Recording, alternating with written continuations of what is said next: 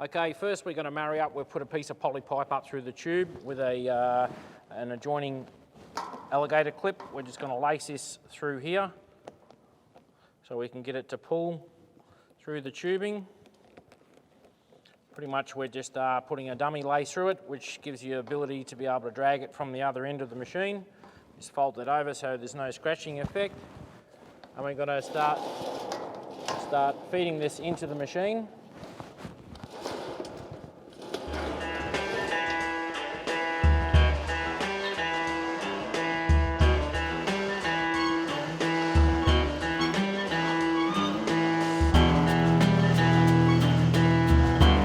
Waiting for the belt to come through the lower end of the machine.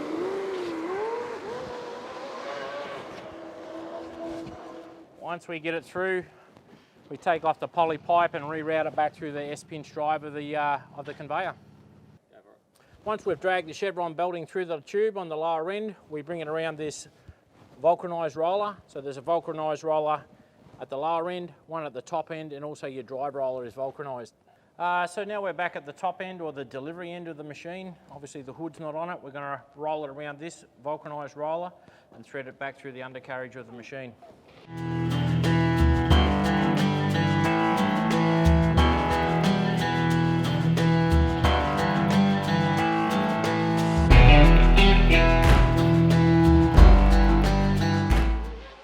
We're now at the side of the pinch drive roller box. So this is your main drive roller, which is rotational. You've got your pinch drive, which is also rotational, but it's also directional backwards and forwards. The reason we have that is your belt gets pinched through this point. So when you're threading your belt, these are actually a slotted hole. So this can float backwards and forwards to allow a larger gap when you're threading the chevron initially through the pinch drive system. Now we're at the opposite side of the pinch drive roller. Pretty much what's happening here, we've also loosened this off, so you're making the gap between here and here larger. So pretty much we're going to feed the belt in the back that we show in the view from the rear on the tension springs. The belt's going to come in around your drive roller, 75% of the coverage of that. It's going to roll and wrap through here. It's going to come back around the end of these big long threads and springs. Around here, it's going to stay underneath this one, over that one, and it's going to connect up to the chevron belt that we've brought through the inload end.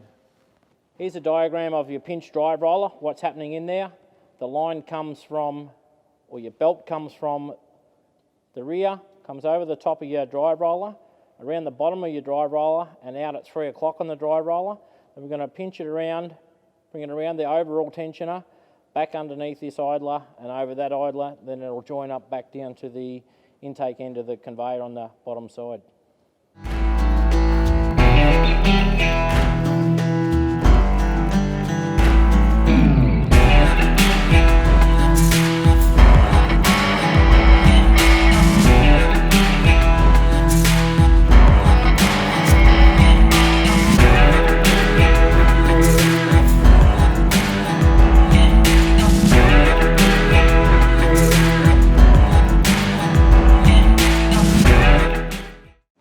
Okay, now we've got the belt fed through the pinch drive. We're now going to put on our sash clamps.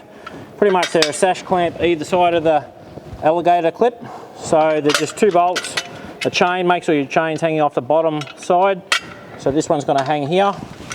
This one's going to hang here. Then we're going to put a come along between the 2 points to pull the belt so we can get the clip to meet, and then we're going to thread the lace.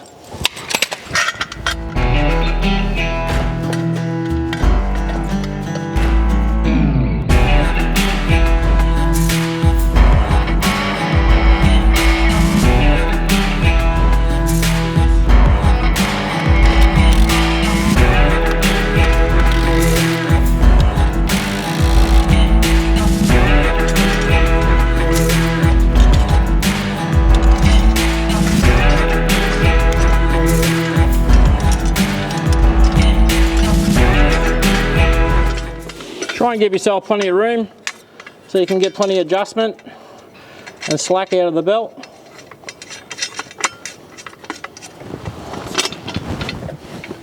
Make sure your clamps are pretty square to the edge of your belt. You don't want to be pulling on an angle.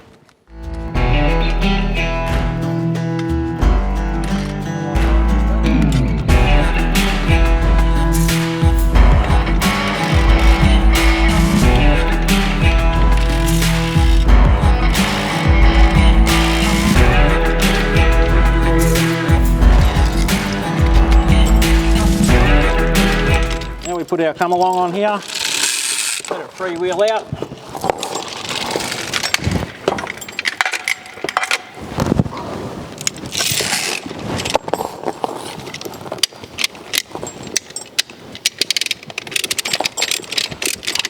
So we're just going to ratchet up these 2 points so we can get the lace in. Make sure you're pulling off the centre of the belt.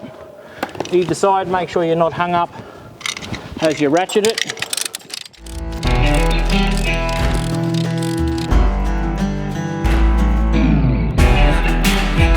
Go to a point where your lace is under no pressure. I've gone a little bit too far there. Let's back it off a little bit.